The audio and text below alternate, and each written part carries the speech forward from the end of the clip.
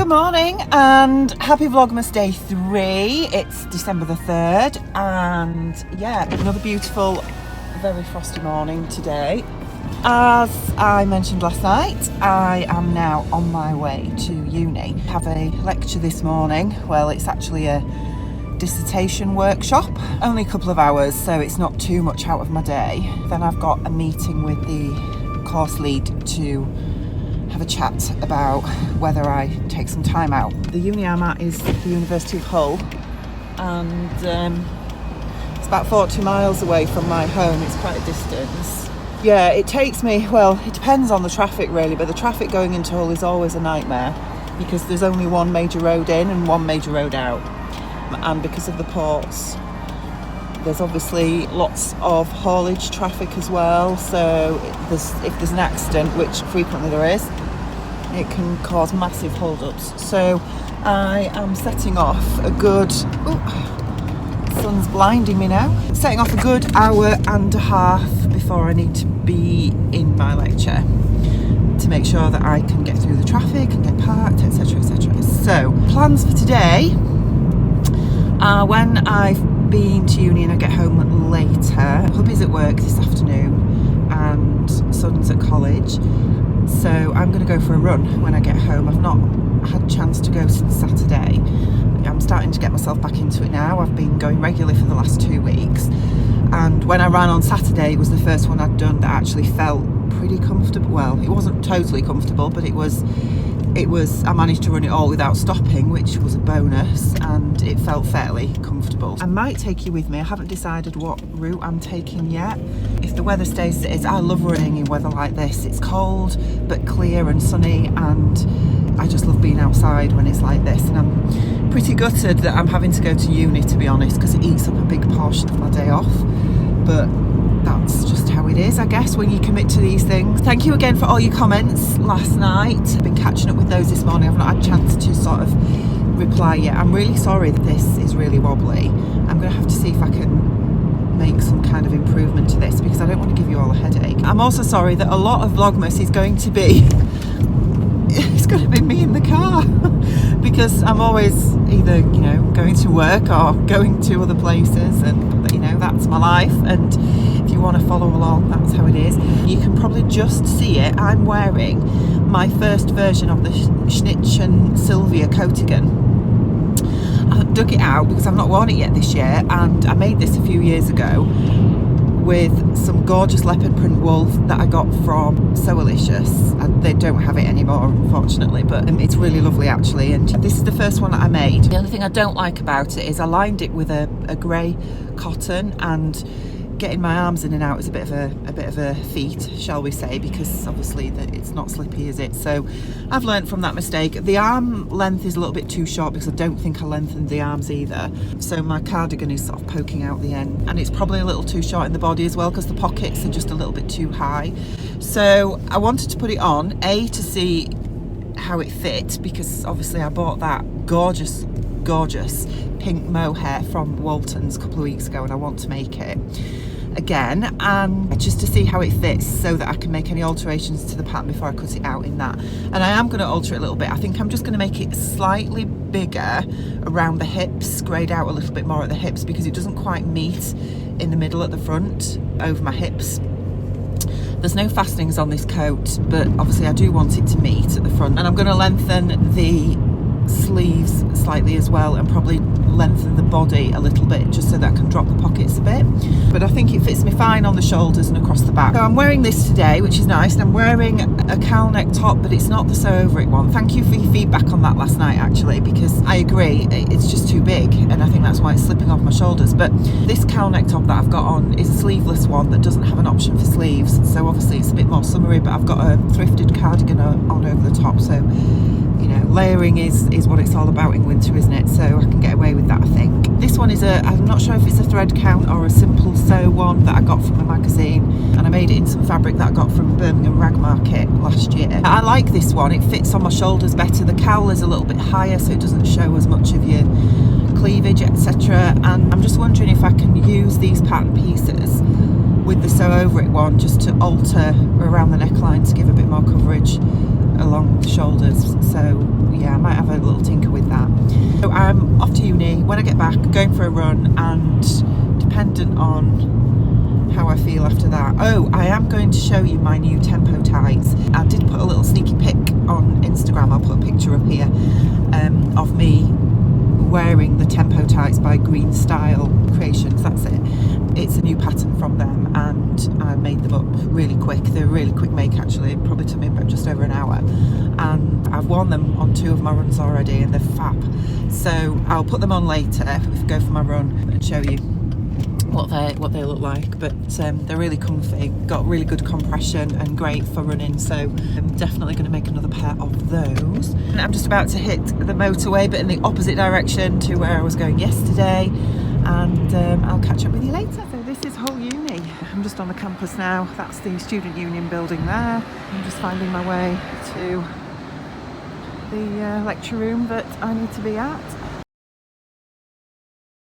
It's always like an absolute maze, this place. And I must admit, I feel a bit of an idiot walking around with my camera filming, taking a bit of a shortcut here, and it's really cold. I've left my scarf at home. There's the library, big library. And going this way.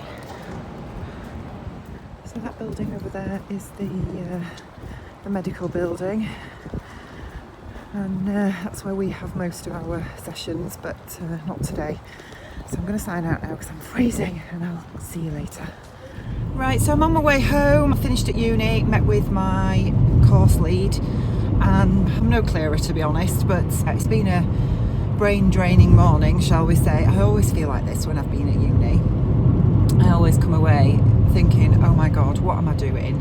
Feel out of my depth, have a massive case of imposter syndrome, and wondering what I'm doing. But anyway, yeah, it's done. I wanted to just mention as well that the route I come to uni, I know I mentioned that I am at Hull Uni at the minute, and I don't generally go through Hull. I usually go the way I'm going now. Well, actually I'm going home, so, but you know what I mean. I come through a really beautiful part of East Yorkshire. It's just on the edge of the Yorkshire wolds, which is, I don't think it's a national park, but it's an area of natural beauty or whatever, and it's not particularly hilly compared to other parts of Yorkshire, and certainly where I live is very, very flat, but it's really beautiful. And I do come running up here when I'm fitter, because it's the nearest hilly part to where I live, which is really good for training.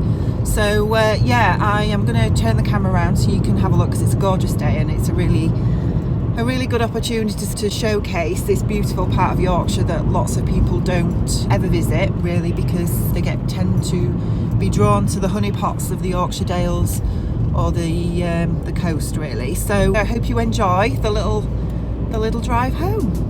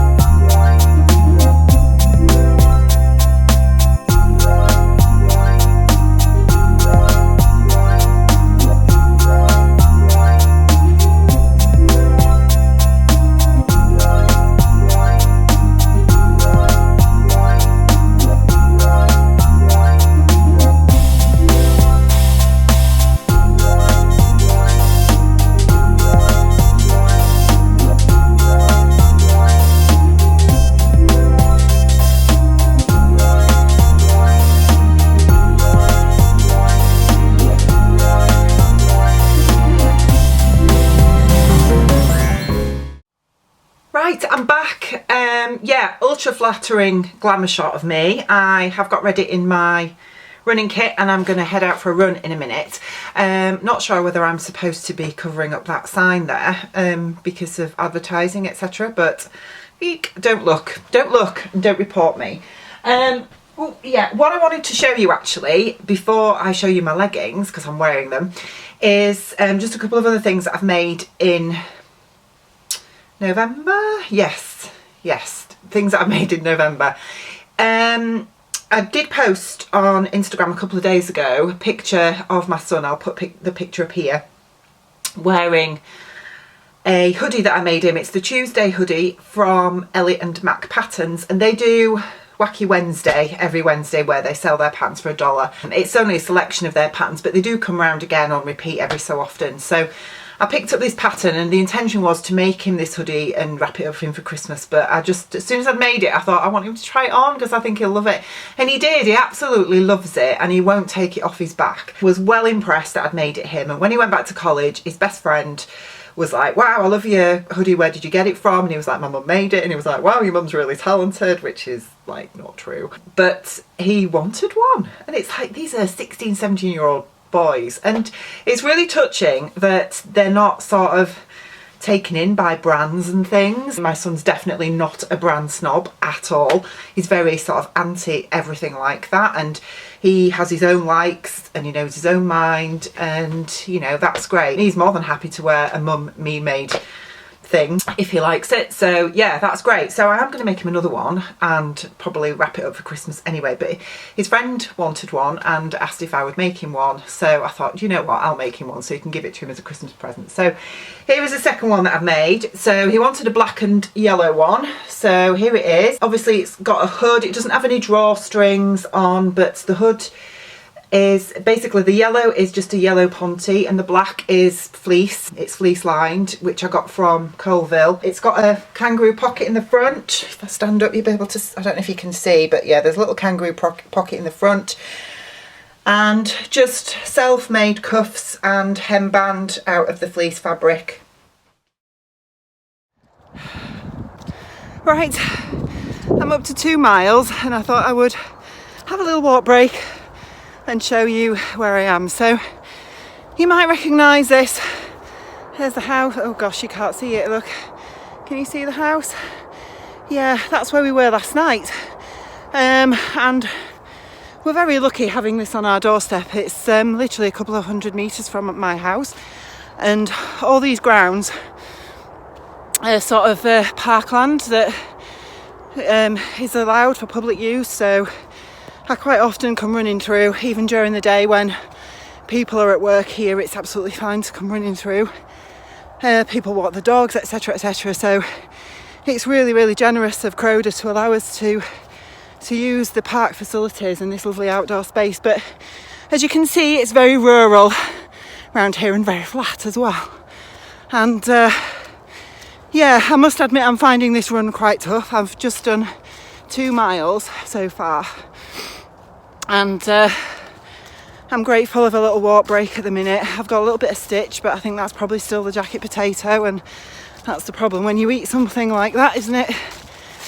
And then go out to do some exercise. But it's a beautiful afternoon for this. It's lovely to get out, because with me being at work yesterday and then college today, it's not been easy to get out. So yeah, it's good. And oh yeah, I just wanted to mention about my leggings as well. I'll show you them. Don't know if you can see them there. The good thing about this pattern is it comes in petite, standard and tall sizing, so you can choose which PDF you want to print off. And that was really good. I used obviously the tall, and I've had to make no adjustments whatsoever. But also on the PDF it gives you a sort of a bit of a troubleshooting thing at the back of it. So you know, if you've got like wrinkles behind your knees or whiskers across the crotch, that kind of thing, it tells you how to fix it. So I think that's really quite good. So it was really nice to be able to print off a pattern and not make any adjustments to these. You also have the option of high rise or an ultra high rise. I just used the high rise. Better shot of the house where, there it is, look, just there. So I'm back on the drive now, and I've just come from back there somewhere, and where I'm going to go now is through that little wood there, out onto another sort of minor road. Then I will probably come back up this way and then head straight up there and back home. that's going to be the plan. So I'll see you when I get home. I did it 4 miles and I'm back, and yeah, I want to go get a shower because I'm cooling down pretty quickly. But before I do, I wanted to show you these that have come in the post today. So I have a Cricut maker, and I am ashamed to say I've used it probably 2 or 3 times.